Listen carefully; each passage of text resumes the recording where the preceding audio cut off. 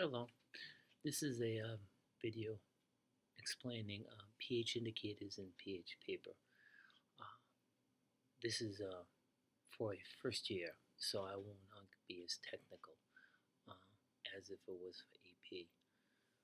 The big thing about a pH indicator is it does not indicate if a solution is acidic, basic, or neutral. It does exactly what the words say. It indicates if the solution is at a certain pH. And it does it by changing color at a specific pH. Actually, it's a color change from the acid form to the base form, and it's not done at a single pH. It's actually done in a range of pH. It's called the endpoint. The endpoint is the point where the pH indicator changes. And it's actually not changing at that point. It's changing one pH unit before through to one pH unit afterwards. So I have some pH indicators right here. So I'll show you. So right here, if you look, here's a pH indicator, phenolphthalein. The endpoint of the phenolphthalein is like 9. So what will happen is up to 8. So any solution with a pH below 8, okay, is going to be colorless. And as it goes through 9, the endpoint, and it gets to 10, it's going to then stay red completely the rest of the way. Why is it though 1 point? Because you need a ratio of 10 to 1. 10 or 1 of colorless to red or red to colorless to make this color stay. That's why in between there's kind of like a gradual change. This is very common. This is one of the most common pH indicators called phenolphthalein. It's colorless up until that point, and then there's red afterwards. As you can see, there are all kinds of different colors, and actually there are other pH indicators that actually go through 2 color changes. Okay, but you can see that not all of them actually change their color with an endpoint of 7. Actually, the most common one you think it would, which is called phenolphthalein, this one here, doesn't.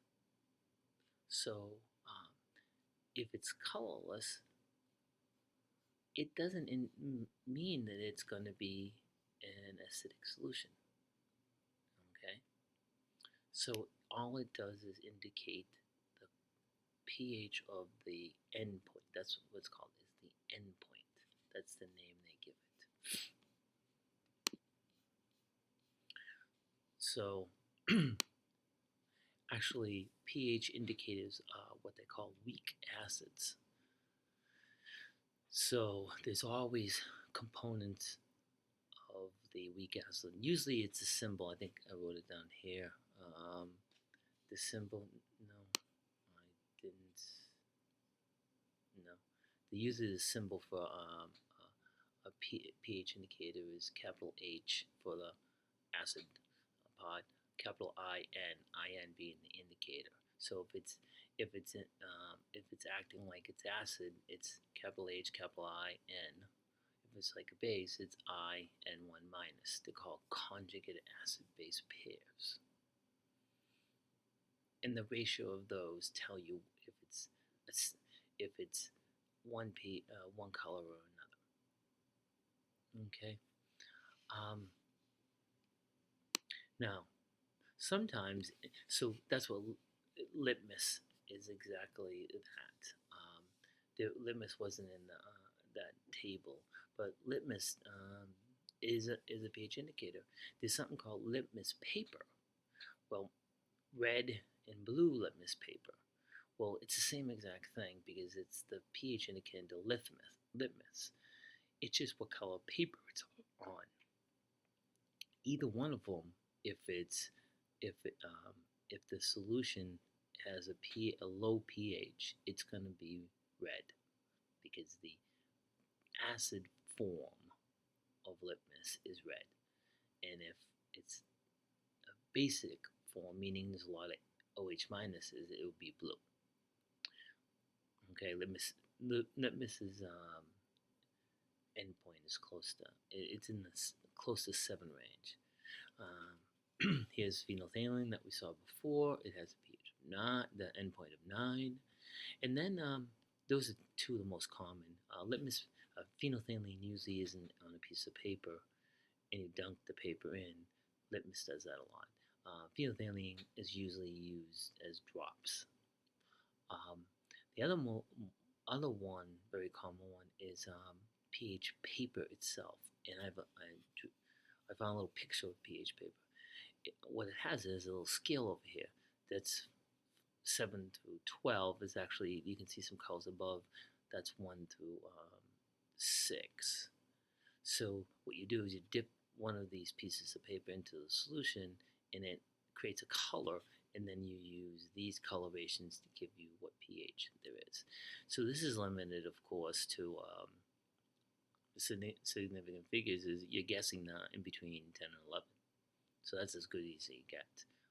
Okay. But the big thing about this is the pH paper is actually not one pH indicator.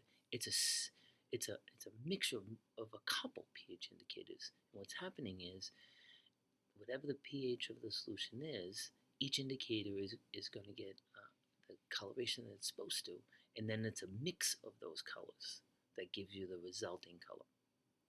So it's actually a mixture of colors and pH indicators. Okay. The other way of figuring out pH is by using a pH, what they call pH meter, and that is an electronic, a digital way of figuring out the pH of something. Okay. So that's ways in which you can tell the pH of different solutions, which you will be using in the lab.